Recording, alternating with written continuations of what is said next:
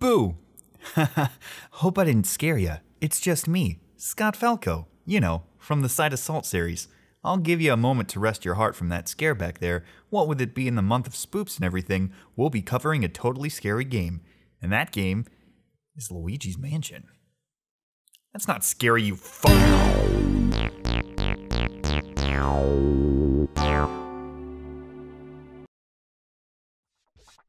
Luigi's Spook House has been re-released for the 3DS, which is kinda neat because we haven't really gotten too many GameCube game remakes, just mediocre texture packs. But with this we got brand new assets more or less. Sure, some are borrowed from Dark Moon, but whatever. The important thing is ghosts and stuff are still styled after the first game, so bosses and portrait ghosts are there instead of generic mascot ghosts, but bigger. To those who don't know, Luigi got a prize for being his own bad self, and it was a big old mansion. His brother, being the jealous poop he is, went to check it out for himself and pee all over the furniture when he ran into some boos who were all like, "Sup?" and slammed him into a painting. Now it's up to Luigi to be the hero and capture all the ghosts that weren't really doing much so a crazy old man can hang up some paintings in his basement. In Luigi's Mansion 3DS, you ain't afraid of no ghosts, busted makes you feel good, and some other reference. To tackle these spooky specters, you shan't be using a camera or the power of Christ, but instead you'll be using Mama Luigi's dusty old shop vac. Pop a paparazzi snapshot at a spooker to give him the old deer in the headlights effect where you can then suck him off. In?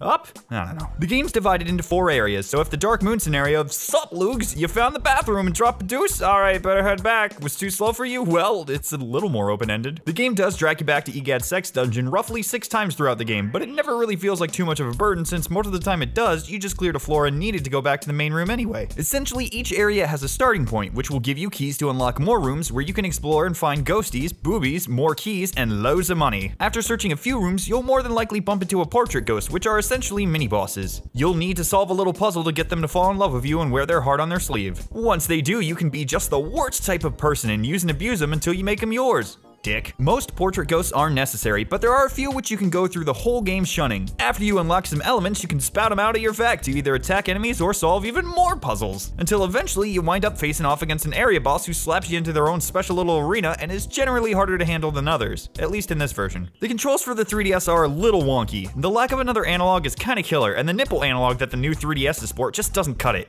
In anything.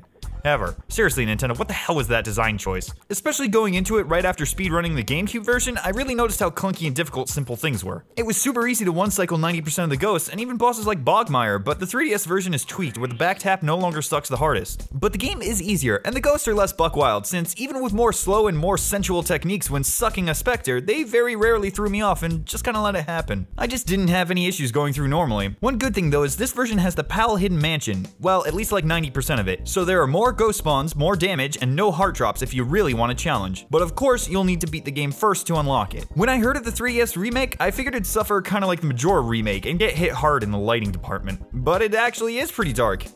In the base footage. What you see right now, you don't really see in game due to the 3D feature and the 3DS screen. So when you're actually staring at your 3DS, it looks more like this, with odd contrast and a bit of blue tint with almost no pitch black darkness. Plus it being a pretty weak handheld, there's no dynamic lighting. The flashlight is more of an overlay. Speaking of, it kinda saddened me that there's almost no ambiance in terms of dust particles in the light or dust that's kicked up from the ground or vacuum. The mansion itself looks a lot nicer, which is good from a visual aspect, but kind of a kick to the mood of the game. I really do enjoy the new features the 3DS brings, such as co-op in the new gallery with time attack boss rushes. Having the map on the lower screen is also pretty nice. The only other issue I really have outside of controls and screen lighting is Luigi himself. I never really bought into the whole soul v soulless tripe. Most times it's just new bad, old good. But damn, Luigi is just so generic in this. His whole face is pretty static and lacks the squash and stretch that the original had. Plus, the original Luigi's Mansion had a complete unique model for the green guy that hadn't been used in anything before. It was one of the reasons it stuck out and charmed me so greatly when I first played. But the 3DS version is just the same 3DS Luigi model that was used in Dark Moon and probably other games too.